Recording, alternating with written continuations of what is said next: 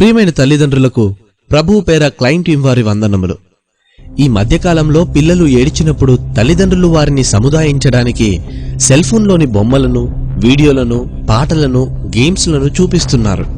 వారి ఏడుపు నాపడానికి ఒక సాధనంగా ఈ పరికరాలను ఉపయోగించాలనుకున్న తల్లిదండ్రులు ఆ పరికరపు చెడు ప్రభావం వల్ల చివరికి నిట్టూర్పు విడుస్తారని తెలుసుకుంటే నేడు మీరు నివ్వరపోతారు. వారి 11వ ఏటనే ఒక సొంత సెల్ ఫోన్ కలదని ఒక సర్వే చెబుతుంది. మెదడు, వెన్నెముక, నాడీ వ్యవస్థ మొదలైనవి పిల్లల్లో ఎదుగుతున్న దశలో ఉంటాయి. సెల్ ఫోన్ నుండి విడుదలయ్యే రేడియో తరంగాలు దేహంలోని కణాలపై ఖచ్చితంగా ప్రభావం చూపుతాయి. ఈ తరంగాలు పిల్లల నాడీ వ్యవస్థ, మెదడు మొదలైన అవయవాలపై విపరీతమైన ప్రభావం చూపుతుంది. చాలాసేపు ఫోన్లో మాట్లాడితే మెదడులో చెవి ప్రక్కన ఉండే 5వ కపాలనాడిపై ప్రభావం చూపుతుంది. ఇది బ్రెయిన్ ట్యూమర్కు దారితీస్తుంది. అంతేకాకుండా క్యాన్సర్ కూడా వచ్చే అవకాశాలు ఉన్నాయి.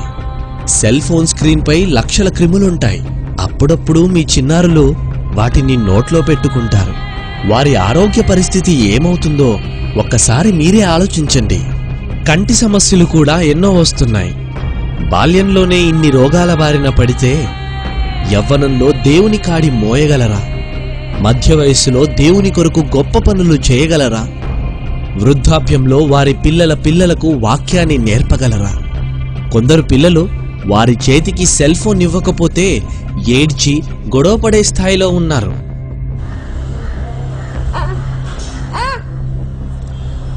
మరికొందరు పిల్లలు నిర్విరామంగా సెల్ ఫోన్లో విపరీతంగా గేమ్స్ ఆడుతూ ఉంటారు. ఇలా సెల్ ఫోన్ని విపరీతంగా వాడిన ఒక అమ్మాయి పరిస్థితి చూస్తే నిజంగా చాలా బాధ అనిపిస్తుంది. ఓసారి చూద్దాం.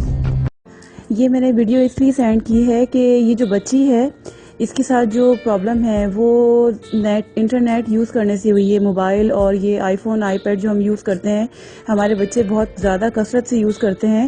इस वजह से इस बच्ची के मेंटली इसको प्रॉब्लम हुआ है। और जो ये प्रॉब्लम हुआ है इसको, उसमें ये जो डॉक्टर हैं उन्होंने ये बताया है, और वो जो लेडी ने जो ये बात बताई है वो मैं आपको भी वो ऑडियो भी सेंड कर देती हूँ।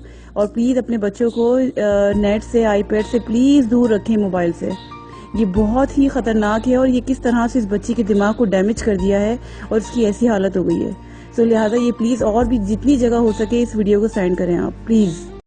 మరికొందరు వారి పిల్లలకు సెల్ ఫోన్లో దేవుని పాటలను, మాటలనే వినిపిస్తున్నాము కదా అని అనుకుంటున్నారు. కానీ ఎంతైనా అది సెల్ ఫోనే. దాని యొక్క ప్రభావం ఖచ్చితంగా పిల్లలపై చూపిస్తుంది. సీడీ ప్లేయర్ ద్వారా టీవీలో దేవుని పాటలను, మాటలను చూపించవచ్చు కదా. అవయవాలను నీతి సాధనాలుగా దేవుని పని కొరకు ఉపయోగించబద్ధులమై ఉన్నాము గనుక వారి దేహాన్ని సెల్ ఫోన్ రేడియేషన్ నుండి కాపాడండి.